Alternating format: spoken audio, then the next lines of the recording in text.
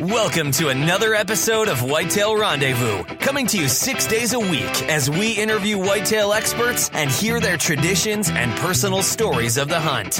Learn more about the latest gear, discover proven tips, and the latest strategies so you can make your next hunt a success.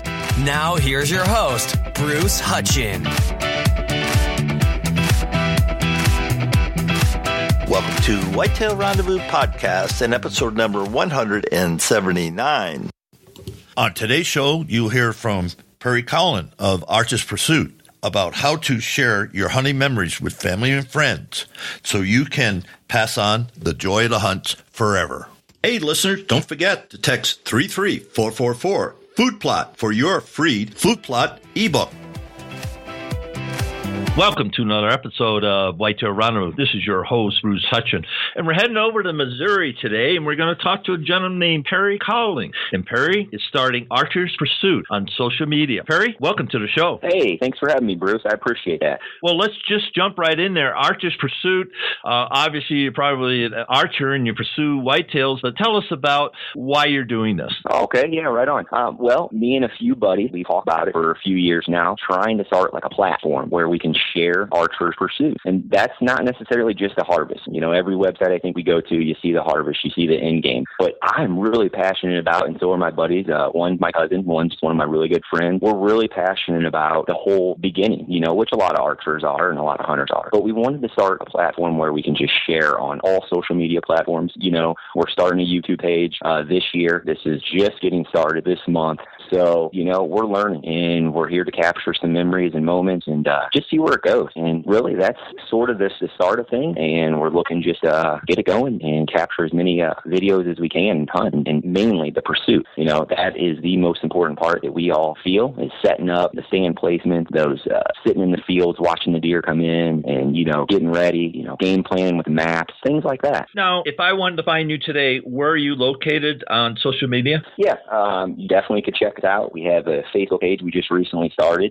You can locate that by just searching Archers Pursuit, and it will come up. You can find me on Twitter at Archers_Pursuit, as well as on Instagram at Archers Pursuit. And we've been posting photos for quite some time now. It's just this Archers Pursuit is setting up just recently. So what's the goal? You said, you know, the pursuit, the journey, you've got some buddies.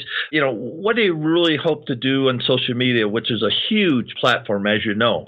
Exactly. What's your vision? My vision is that Archers Pursuit isn't just, you know, to post the videos only. It's to capture everybody's pursuit. I am more thrilled to see my dad post a picture of the big buck on his camera. You know, I'm more envious of, you know, other hunters that are capturing all these moments on the mountains. And, you know, I hope that it can lead to everybody just capturing that pursuit, not just the harvest. And I'm hoping that we can start this platform and we can share with everybody. Because to me, camaraderie is number one in hunting. And that's what drew me into it. You know, seeing my dad and my uncles growing up with everybody around. And it was like just one big family, no matter if we just met you that year or not. And that was the pursuit. Seeing them set the stands, you know, seeing them set the food plot, seeing them, you know, set the, you know, target practicing, you know, and I'm just standing there waiting for my turn, you know, and that's my end goal is to set up a YouTube channel, you know, this year, keep the social medias going and just share and hope everybody eventually will jump in and start sharing with us. In your bio, it says, my pops got me into it hunting as soon as I could pass hunter's ed course and I'll never look back. So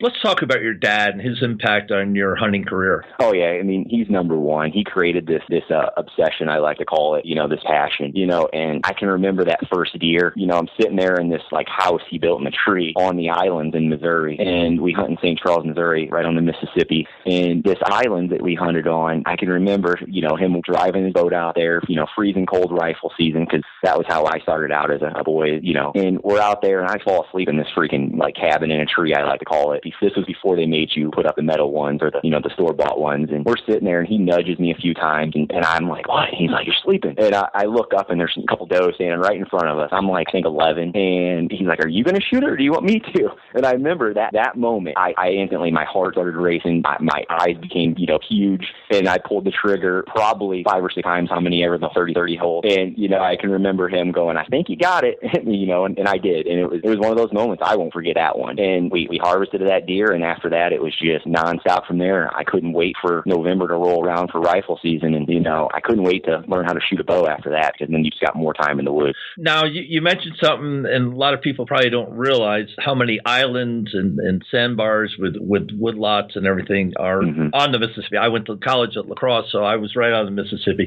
Oh. It's not as wide as it is down in your country. But let's talk about hunting out of a boat to an island, and, how far away is the nearest food plot or the grain field? Right. Yeah. I will be honest, there's better years than some are pretty boring. Not necessarily boring, that's the wrong word, because, just sitting there and watching all the wildlife come awake in the morning is beautiful. And I like to sit there and capture all those moments with my, camera. But boating across, we got a buddy, we had an uncle, and he lived down there his whole life. And that's sort of where this started, my Uncle Bob. And he passed away recently, but there's still tons of us that live down there or live around there. And what we'll do is we would gather at Bob's in the morning, or we would all camp out and stay at his little river house, and we would all boat across. 3 or 4 of my uncles, sometimes my dad would have a boat, sometimes it wouldn't be, but we would all boat across to these islands, Boulder Island, Dardenne Island. These islands are probably 2,000 acres, a few miles long, not very wide. Most of them are just long. And we all would build our stands, every year we'd build them or, make sure they were good, dirty. Each of us would have 1 or 2 stands, and we'd all have, blaze our path and walk out there. And, but the boating part, it might be a 5-minute boat ride, 10-minute boat ride, depending on where you put your stand, and it really was just a really cool way to enter the stand, Now there's some days it's really cold and that water's whipping off the boat, you're having to walk in, freezing, but, I really am glad that I learned it that way, because it really helps you experience the hunt in a way that I don't think most get a chance to. No, it's unique. It's like I've archery hunted on some islands in Wisconsin on the Black River, and we took a canoe, and my buddy would drop me off at one end, and he'd take the canoe to the other end, depending on which way the wind was blowing. One would drive towards the other, right. And we were archery hunting. But you're the first guy, and like I said, your show 178 that has talked about island hunting. Now, talk to me. Why are the deer out there, and what do they eat? And let's talk about that. Oh yeah, for sure. Actually, there's a lot of persimmons. There's a lot of ponds for them, to kind of congregate around. And around those ponds, the persimmons get thick, at times of the year, depending on the flood. That's something you got to, kind of weigh. Sometimes flood will take out some of that. But they've actually got a lot of acorn out there. When my dad started hunting, there was actually a farmer out there, and he had corn and he had beans out there, and the hunting was just really good, But nowadays, we got minerals we're allowed to put out for regulation. Salt blocks mainly is what we use, and things such as that. You can't hunt over food. But there's also some cornfields on the mainland, I would say, towards the end of the islands, in a few different spots where the farmers on the other side, are manning their crops, and it's corn or beans. So, that might be 100 acres away, though. 100 acres or so away. So it's a pretty long distance from there. But we caught them swimming across from those food, sources. But I think it holds them because until deer season, there's no pressure, Nobody's boating across just walking around. It's few and far between. That's interesting. I'm just trying to think tips and strategies, lessons learned. What type of class bucks do you see coming off those islands? Well, the one in my bio photo that you see there, I actually got that rifle season. I think 2012 was rifle season, and that was like a 145 class type buck. My uncle Ron, he shot at least, 3, 4 140s or bigger. My uncle Bob, who I mentioned earlier, who kind of got this whole thing started, he's gotten some, 160s, 170s. But, I'll be honest, my dad's been hunting out there 30, 40 years, and, he's got a couple 130s. But other than that, we've gotten some big ones on camera, but finding them during bow season, it has been tough. Bow season, I would say that the class bucks that I'm seeing walk by are in the 130s, 120s. They're not real big. You got a lot of, 6-pointers. The one downfall is there's no restrictions. You can shoot at whatever you want that walks by. And unfortunately, I think every deer is a trophy for the right individual, but I really wish there was like a mature level. You had to wait for it to be 2, or you had to wait for it to be 3 in certain circumstances. Now, last year, I didn't even see a deer on that island. Luckily, I'm able to hunt a few other spots, and I was able to harvest a doe. But, sometimes it's hit or miss. That island, they obviously will jump off if they get pressure, and they'll go to another island or they'll go back to mainland. So yes, they will. And I hunted a number of states last fall, archery hunting, and I saw a lot of small bucks. I never saw a mature, when I'm 3.5, 4.5 and up buck. Yeah. And but that held true. I've had a lot of people on the show, and last year was just different for everybody. Yeah, it really was. It was a different year. So the one positive thing out of that is that I know there's some big bucks in the places I hunt, 150s and better. Right. And because we never saw them, nobody ever killed them. We didn't kill them during gun season. They weren't taken. So they're there. Plus, you got another age group of those 2.5-year-olds that weren't shot because everybody's waiting for, a little nicer mature deer. Right. And that's what we look now. We're looking for mature deer. Like I'm looking at the picture of your deer. Is that 3.5 years old maybe? Or is he older than that? I was thinking he was closer to, 4.5. That's at least what they were telling me, when I harvested and talked to my uncle about it and things like that. Yeah, I could say he's got great brow tines, and I killed the deer. I killed the deer just because his brow tines were as long as his regular tines, his G2s and G3s and G4s. Yeah, and people looked at me crazy when I did that. I went, look at his brow tines; they're 8 inches long. Right. No, I can understand. Yeah. Yeah, I just I just get excited about big brow tines. There's something always. I like the wideness of deer. That's what I'm always kind of searching for. I want one that's just super wide. But that's great. So let's get back to hunting. Now, you said you hunt the islands, but you hunt some other places. Let's talk about the other places that you're hunting and your setups. And, let's talk about the pursuit and what you do before you climb in there with your bow and you're ready to hunt. Okay. Yeah, let's do so. Well, I have another site in Pike County, up a little bit past Bowling Green, Missouri, where one of my really good buddies, Anthony, who's also, joining this pursuit, his father-in-law has some property. I think it's around 200 acres or so. And they have some setups. Now, when I say the pursuit, they've already sort of went in and set it up. There's corn, there's beans, there's radishes. And, it's around 200 acres, and there's about, I think, 50 acres of it they don't touch. And there's probably 7 or 8 stands or more set up on this, patch of land. But, the setups, they're strict about playing the wind, out there. They don't want to mess anything up. And that is still a learning curve for me. Because like I told you earlier, I learned the island. I learned with my uncles, and it was, get up and get out there. And it was first deer. It was one of those things I didn't know the wind until, I would say the last 4 or 5 years. So that's been a learning curve for me, and, really trying to, pursue it the right way and go about hunting these stands in certain situations. And one of the crazy things is I hunted this farm for the first time this year with my buddy Anthony, and their stands are literally 25 feet off the ground, and I am not used to that. That was nuts to me. That's the way they learn, supposedly. But yeah, it's a really great property, and his cameras, I would say they got about 6 or 7 cameras, and they're literally putting up 170s, 180s, just massive deer. Now, there's about 2,000 acres that their neighbor owns, and they're really good friends with him, that surrounds this. So they got lucky and blocked out this out of the center of that. And he's got corn, beans, every crop you can think of, just around him. So it's a little honey hole, if you want to say.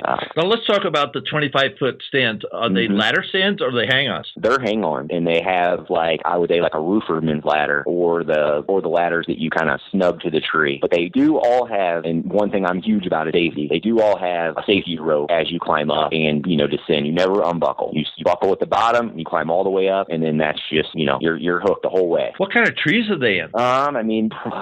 You know what? I can't even recall. I would say that's a good question, Bruce.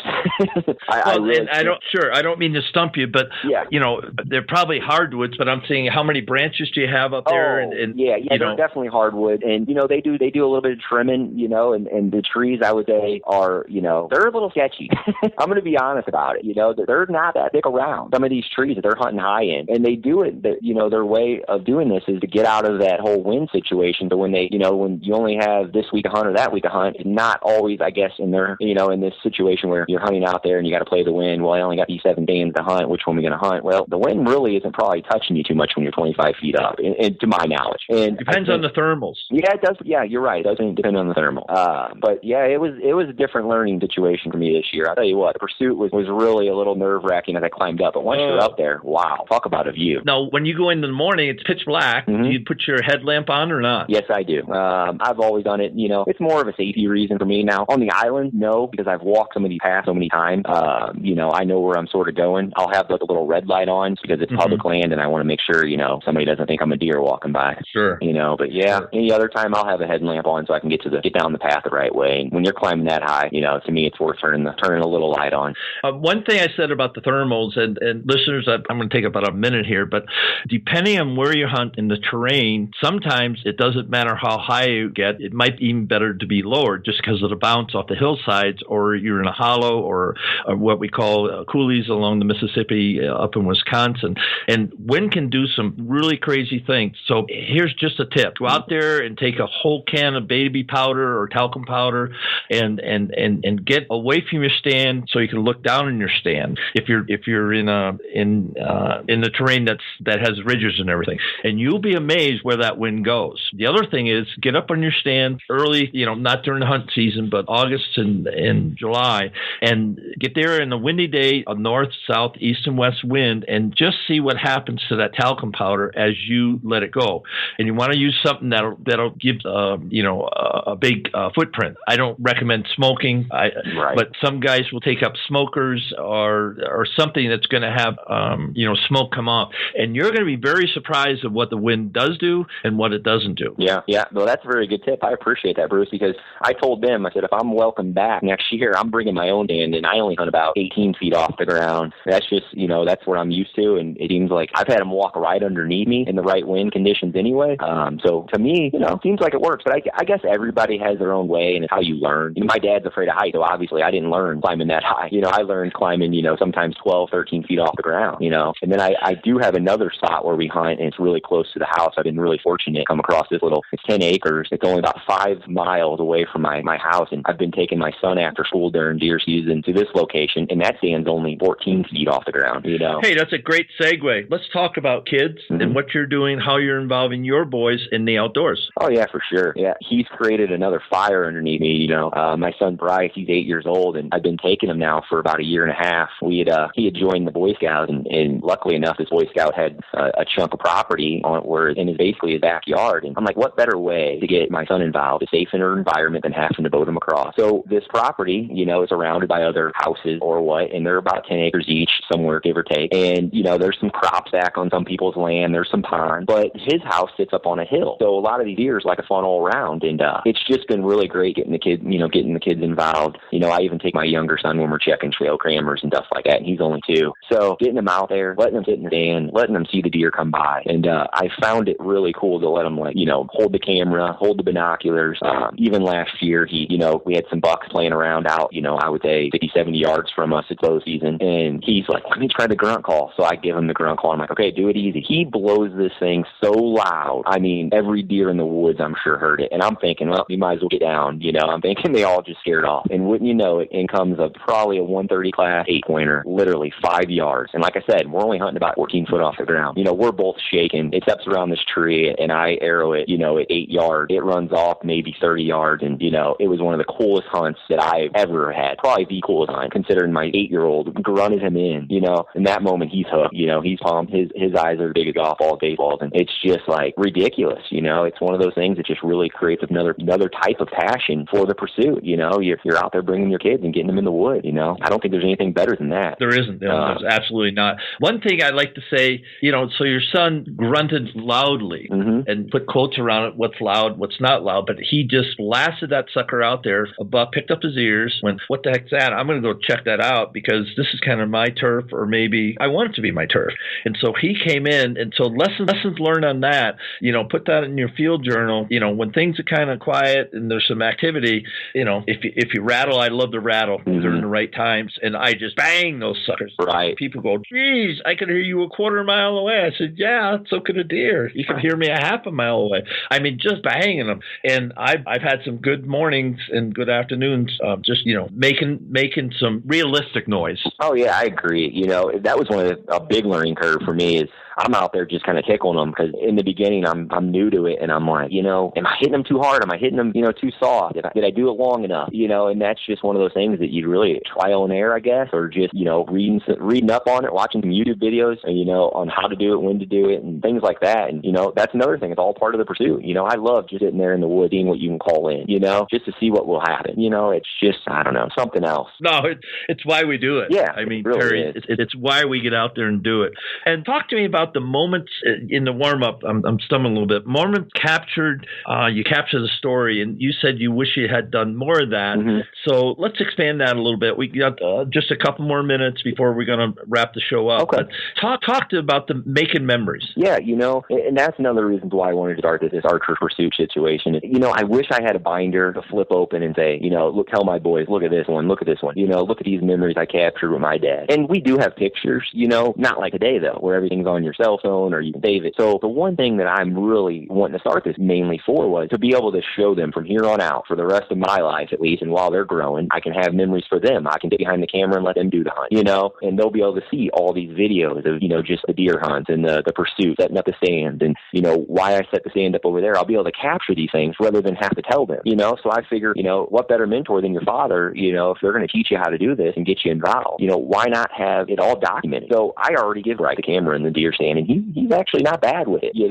knows when to turn it on, when to zoom, how to zoom out, and I think starting them young and getting them involved with the camera keeps them in the stand a little bit longer because, being a kid, it can get a little tiring up there. So not forcing them, helps them capture these moments, helps them capture these memories. And it really is just cool to sit there and watch, your kid help capture these memories. So, you can show everybody. Yeah, I just think that's priceless. And that's, the hunting tradition that you're passing on to your kids and they'll remember that. Then we have some benefits today with technology. We sure do. Point and click and Instagram 13 seconds, or you can run videos, off your video on your iPhone. But, we're inundated with it. And the only thing that I wish people would do is more like you're doing. We want the whole pursuit, not just, hey, I put this really, nice buck down, or look at this great doe I put down. And that's all you see. You don't see what they did. They don't hear the stories about hunting with your uncles and hanging out at the river, river cabins. Let's see the campfires and let's see the, everybody hanging around having a good time, and let's see the people preparing. I always wish there was a show on one of these, the big channels. I wish there was a show that literally started from, them putting the cameras in the bag and, and them getting everything set up and showing you them. And there's a few shows out there. I don't watch them all, so I could be wrong, but, I watch plenty of shows and I'm just like, where did you come from? I didn't even see where you got out of. Oh, you're just in the stand already, and it's like, I want to see the pursuit. I want to see the journey. I already know you're probably going to shoot a deer, Every show shoots a deer just about. Some of the better shows that I like are the ones they don't shoot anything, but they show you the whole process. And, to me, that is capturing the moment. And that's what I'm living for, All right. And we're bumping up at the end of the show. So take a minute or two and give your shout outs and then we'll wrap the show. Well, hey, I appreciate it. And if I can just give a shout out, one thing I've learned during the podcast is get involved. I'm searching for somebody to get involved with. And when I say get involved, I mean like NRA or your local shop. That's something that I'm looking into myself. So I want to give a shout out to that.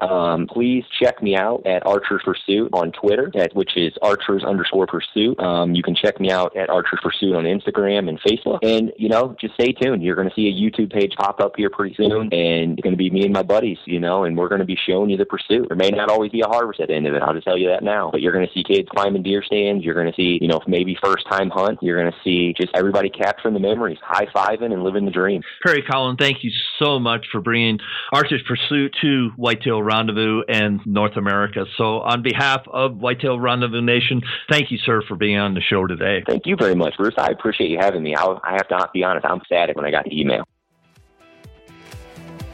Remember to text 33444 Food Plot for your free ebook. Thanks for joining us. Be sure to tune in tomorrow for another episode of Whitetail Rendezvous, where you can listen and learn from the experts so you can be more successful on your next hunt. Until next time, listen, learn, and succeed.